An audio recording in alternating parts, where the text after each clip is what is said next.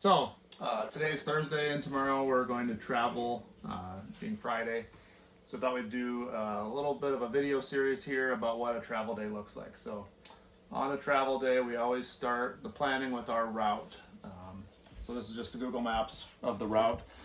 Shannon also uses a trucking app to make sure that the route is suitable for the length and the height of our truck and trailer. So we're about 65 feet long and about 13 and a half feet high when we travel. So both of these routes are a mixture of interstate, state highways, and U.S. highways. So to get from Cedar City, Utah to Kanab, Utah, we basically got two choices. There's a third choice, but going through Zion, there's a tunnel, and the tunnel's too low for our rig. So Cedar City's at about 6,000 feet, and Kanab is at about 5,000 feet. So we can go down the interstate to St. George and then over. St. George is at 3,000 feet, so we'd have to climb back into Kanab. Otherwise, we can go up and over the mountain pass, but that is about 10,500 feet up and over the pass by Cedar Breaks National Monument, but then we drop into Kanab kind of gently. So each route has its own challenges, obviously. Going over the mountains, they've had a number of snows in the mountains, so we'd want to make sure that the roads were clean and dry before we tried to haul the camper up and over the pass. Dropping down the interstate, the roads are probably better, but the traffic flows at around 85 miles an hour. The speed limit's 80. We've driven down that way before, and the traffic is just flying. So that way might be better on the roads, but the traffic is stressful. So we'll probably check the weather in the morning and decide in the morning which route to select. Some other things that we do on travel day, we have to pick up and clean up both outside and inside. We've had snow here, so the outside cleaning should be minimal because we put most of the stuff away outside just because we got almost a foot of snow a few days ago. We have to flush the tanks out, all the waste tanks. We have 4 waste tanks on the rig, so all those have to be flushed out and drained before we move. And especially if we go up and over the mountain pass, we'll probably drain all the fresh water out just to lighten up the rig a little bit. So we can hold 100 gallons of fresh water, and that's about 850 pounds if it's full. So we don't want to take that much extra weight up the hill. Also, since we're moving from a kind of a larger population center to a smaller population center, we'll stock up on supplies and groceries before we go. That is some added weight to haul, but it's worth it to get the food that we want at a bigger grocery store rather than a smaller one. So let's kind of kick off here. We'll piece a number of videos together here to show you what a travel day is like. No travel day is complete without a clean truck. So about 50% of campgrounds are usually okay with you washing your car.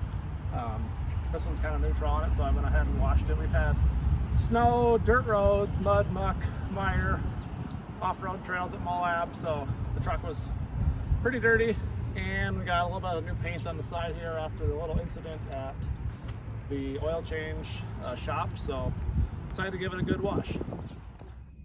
All right, morning of travel day. We got groceries and now we're getting fuel. So we found the cheapest way to get fuel is at a grocery store.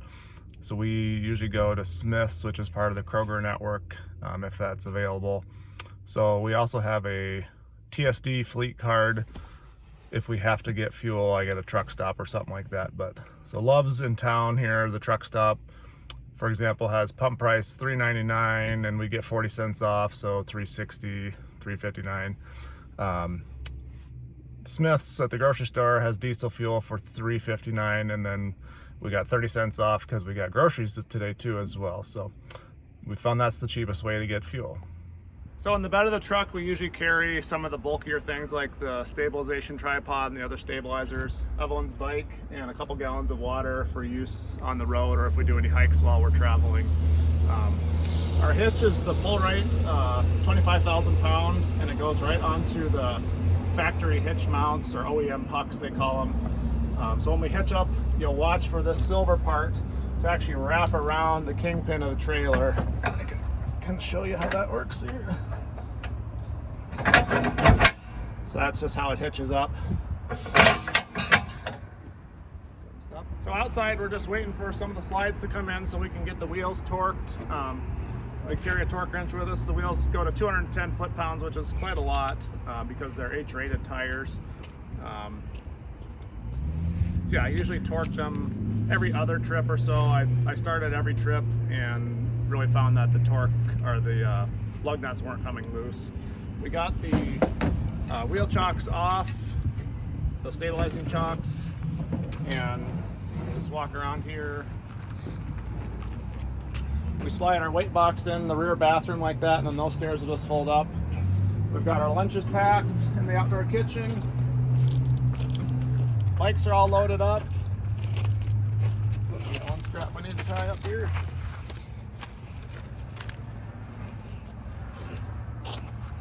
We've got the rear tank dumped.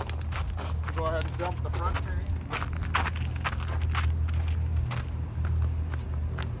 And then we'll get the hoses put in and we'll get hitched up. Stop. So everything's all tucked away now and we're ready to raise the jacks up and get hitched up. So all we gotta do is come over here, and I can do this from my phone or from the inside touch screen, but it's just easiest from out here on the auto level control. Just hit that and just hit hitch height. And you can see the jacks will come right up.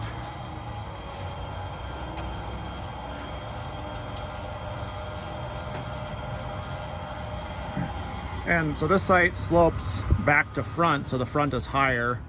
As a safety, the hitch height won't lower the camper in case something's under it, it'll crush it, but if the front is lower, it will raise it up to the height of the hitch. So let's go ahead and drop it manually to about where I think I need to be to get onto the hitch, and we'll give it a shot.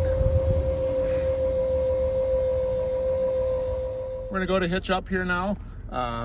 We've got all kinds of cameras on the truck, but I found the best way to do it is just to turn around and watch it. So you can turn the camera, Carly, and watch us hitch up here. So you want that fifth wheel pin box to kind of be lower than the hitch. The hitch will flex, and then it'll... So now we can go outside and just verify that everything's in place. And Avery, when I get the wiring hooked up, can you hit the trailer? And we'll do the light test. Yeah. Thank you. So we want to verify that the hitch is actually closed around the pin. So you can see the silver part that we talked about on the hitch is wrapped around the kingpin. So we're locked in, and the lock lever is in the in position. So now we just got to connect our trailer braking cable and wiring cable. And then this is an emergency breakaway that'll activate the electric brakes on the truck. So now we're ready to put the full weight of the camper onto the truck. And when we're fully loaded like this, it puts just under 2 tons onto the hitch as pin weight. We'll get the jacks picked up and we can collect the chocks. Here they come.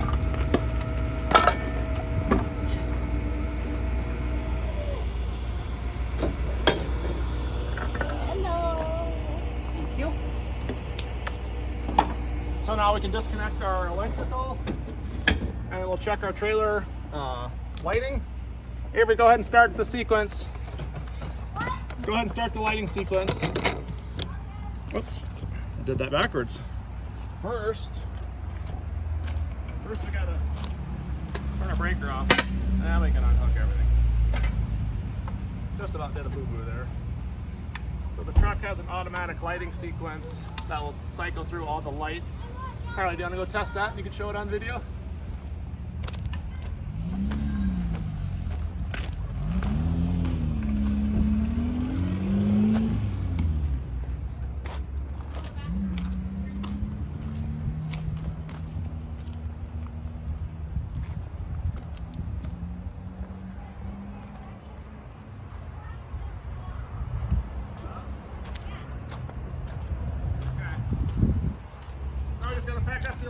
And then we'll be ready to roll. So we're ready to pull away from the campsite now. Just do some checks as we go here. Want to make sure our trailer tow mode is on, our exhaust brake is on. We'll talk more about that as we're driving. but the exhaust brake is a real great feature. What you doing, Av? When we get rolling here, we'll do a quick trailer brake check on our brake controller. It's pulling away now.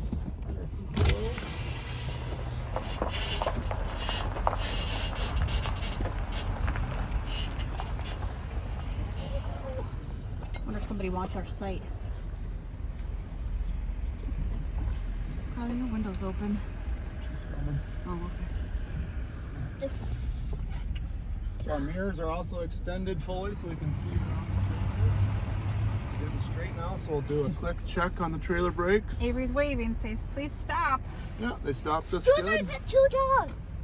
Yeah, I wonder if they got out. So you can see our trailer brake controller coming on here. It might be too sunny, but we are currently running a gain of 6. We'll probably work that up to 6.5 here as those newer brakes set in. And we are ready to roll. Over the mountain pass, so it crossed over about 10,000 feet, and the truck did really well. While we're driving, the driver will usually monitor the health of the truck, obviously, and tire pressure, and the passenger can monitor tire pressure on the camper through an app we have on our phone that gives live pressure and temperature. The truck has, I mentioned the exhaust brake, so on a gasoline engine, a car has a throttle plate that can close and the engine can pull vacuum against that. On a diesel engine, there's no throttle plate at all. It's actually turbocharged, which means it's pushing air into the engine. So you need an exhaust brake to use the engine effectively as a brake. So you might hear that called a Jake brake, if you hear that called that on a semi. So this is a multi-stage exhaust brake. So if you just tap on the pedal, it will slow you down a little bit. If you tap on it a little harder, it'll slow down a little bit more. And then if you really stomp on it, it'll really get you slowing down. It also controls your speed on hills. If you have the cruise control on as well, it keeps you from running away. The kids during travel day, they usually just do coloring or games or audiobooks. Once in a while they do movies. And the passenger can either read a book or sleep. I usually do about 75% of the driving. Shannon will do about 25%, although she's driving more and more now. She's getting pretty good at it. Any more you want to add? So we're doing a travel day hike into the Dragon's Belly. We're just north of Kanab, Utah. This is about a mile long man-made drainage tunnel.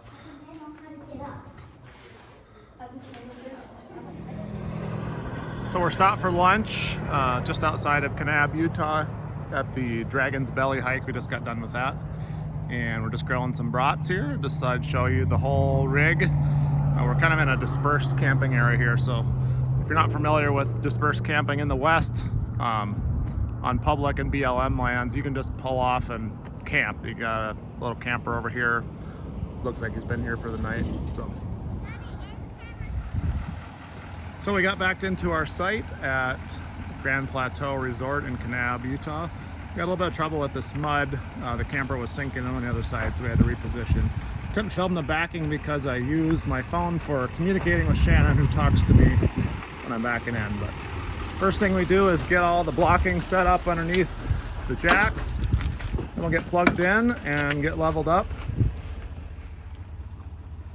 So Shannon's got the tires chalked so the camper won't run away, so we can get the jacks down and get the truck unhitched, and then we can get leveled up. So we just push the up button to raise the camper. The jacks will come down.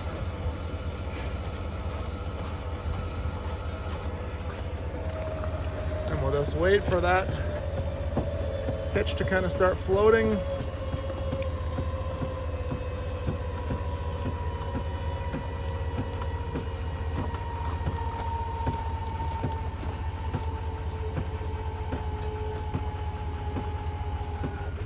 Right there it did. And I'll drop it just a little bit. Then we'll back up the truck quick to take the pressure off the hitch. Just bump back. There it is. Put the parking brake back on. Then to release the hitch, just pull like that and we can pull away. Make sure everything is good here. You can see the hitch is open. We do need to unhook our trailer wiring before we drive away. take those and loop them up here.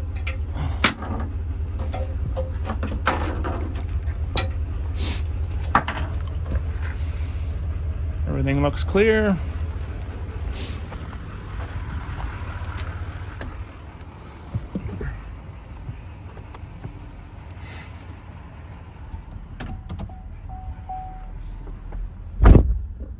Just kind of see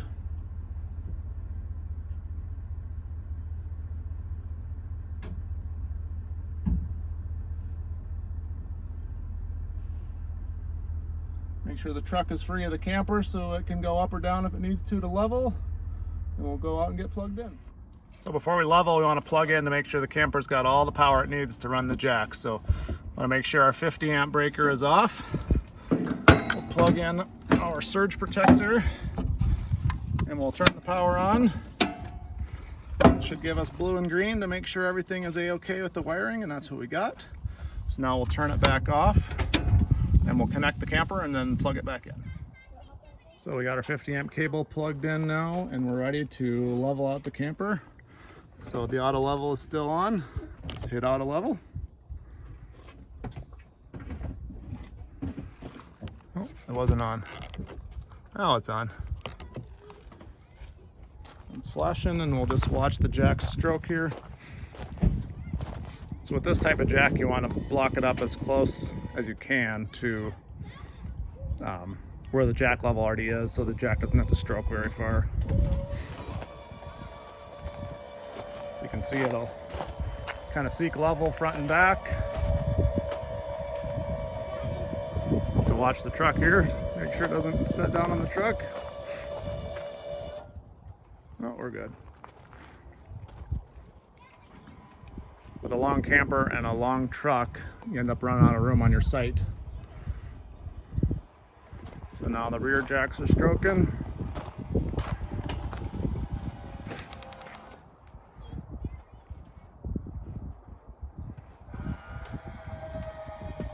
It's leveling side to side now.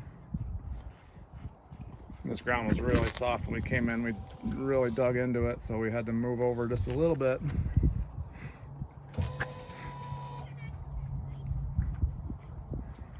Once it's all leveled, then the center jacks will stroke. They're just stabilizers. They're not really part of the auto leveling process.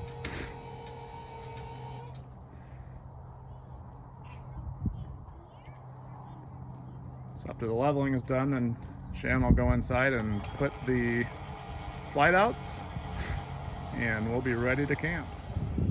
So Shannon's running the first slide out with the couch and the table out. And we can run the slides from the hard panel, which is where she's at now, from the touch screen inside, or from your phone. And it's simply easier to just use the hard panel with a switch on it. So we're pretty much all hooked up now. I'll give you kind of a view of what the campground looks like. It's a real nice Newmar Dutch Star right next to us. And down that way is the Grand Canyon, about 50 miles, 60 miles south. So we're filling the freshwater tank right now. Our lesson from West Yellowstone when their well pump went out was always get water right away. And if you have to, you can dump it. Otherwise, you'll use it. And also if it's freezing at night, we use the tank as well. Show you the other side here. It's sort of rocky and muddy, so we got the carpets out. And kids are over playing at the park, and there's nice bathrooms and laundry right across the way. We'll get the outdoor kitchen set up and we'll be pretty much all ready. We did have quite a bit of movement inside. We had some cabinets open up. The campground in Cedar City had a real nasty curb and gutter that you had to get over, and I'm guessing that we lost that stuff right away. So Shannon has everything inside put back together here. There was quite a bit that had fallen out, so she had a lot of work to do to repair and replace and repackage everything that fell out, but we got everything in shape, and now it's time for this. Thank you, Utah State-Run Liquor Stores, for this nice connoisseur from Chile. Hope you all enjoyed the video, And that's what we do on a pretty much a weekly or bi-weekly basis. Obviously there's a million details that I left out of the videos, but you kind of got the idea of the level of effort it takes to move from one place to the next.